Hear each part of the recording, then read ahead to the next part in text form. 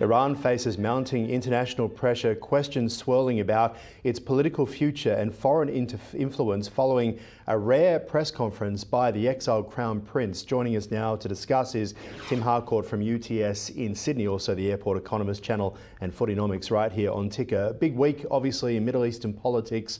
What is happening with Iran?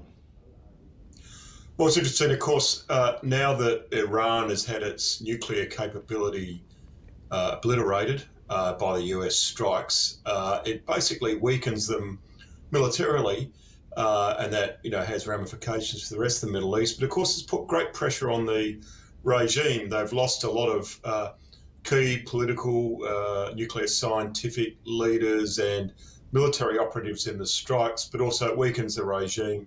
The Ayatollah himself is in the supreme leader is in hiding, and it puts a lot of pressure on the regime. Perhaps ask us, to what extent we're now looking at a new Iran, perhaps the return of the Crown Prince, who gave a press conference in Washington, and maybe some change in the future. Well, talk to us about the significance of this, because it comes after last weekend Donald Trump kind of flirted with the idea of regime change and was very careful about what he said. The Ayatollah must be, and the regime at the moment in Tehran must be at a weak point, as you say, following the strikes as well as the agreement with Israel. And they're not hugely popular in Iran. I mean, 40 years of suppression. No, they wouldn't win a vote, I don't think, Aaron. They've suppressed most of their people and murdered a lot of them in the town squares very brutally. Look, I think what was interesting too, not only was Donald Trump very careful, but I thought the Crown Prince himself was very careful. I don't think he wants to be seen as a Shah imposed by America or Israel or so on. I think he was thinking more of the model of Spain after Franco died and the king came back, but very much as a figurehead as they restored parliamentary democracy in Spain.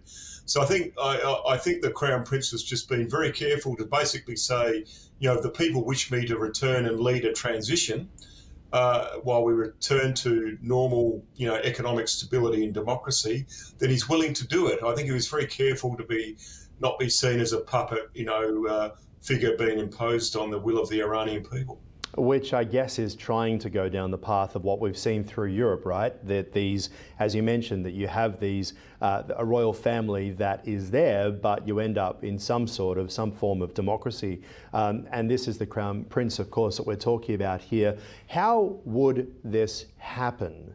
Would it be something that there needs to be an uprising? Is it something that might need some external help? Yeah, look, I'd imagine it would come from the Iranian people. I mean, there's an enormous, you talk to Iranians like I do, there's an enormous movement of people wanting to get rid of the regime and they want a new Iran. I mean, the Persian people are very sophisticated, cultured people. They've got a great civilization, a civilization with great links with the Jewish people, of course, back for millennia. So, obviously, the Iranian people have got a very good idea about what they'd like to do. And it's just a matter of how do you manage the transition? Is the Shah, the Crown Prince, brought back to help manage the transition as Iranian people, particularly women, are empowered again to take back control of the leadership of their country and their own destiny. Essentially, this is their moment if they were going to do it. Whether they will be interesting, I guess, over the weeks and months. How credible are the claims of Iranian interference in British and American politics and the impact that it could have on foreign policy? Yeah, I mean, isn't it ironic people are saying, don't interfere in Iran's internal affairs, but Iran's been obviously meddling in the British elections. There's now stories that they got involved in the Scottish referendum. And if you notice from elections in Scotland and the UK and the recent New York mayoral elections, there's a number of very, very pro-Iran, pro-Hamas, politicians calling for the global intifada.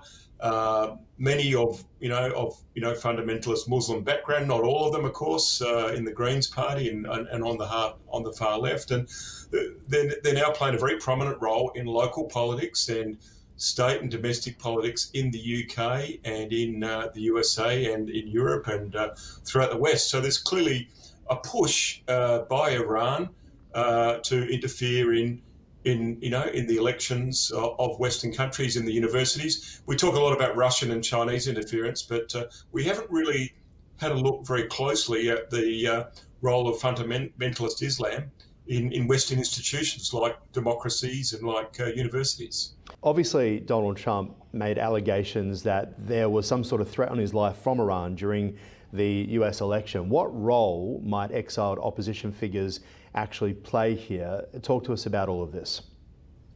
Yeah, well, I think you see, with the fall of, the communist governments in Romania and the Soviet Union, there's always positioning going on whilst the old regime is in place. So I suspect the different factions in Iran, in the army and in the in the parliamentary ranks, there's movement, and a lot of that would be thinking about what's the Iran, the Persia of the future, in the Middle East where there's peace with Israel, and with Saudi peace with Israel, you've actually got essentially the Abraham Accords on steroids. If you have all these regimes doing, having peace and having economic relationships with Israel, that leaves Hamas and the Houthis and Hezbollah and the fundamentalist Islamic movement like a shag on the rock, completely out of the picture.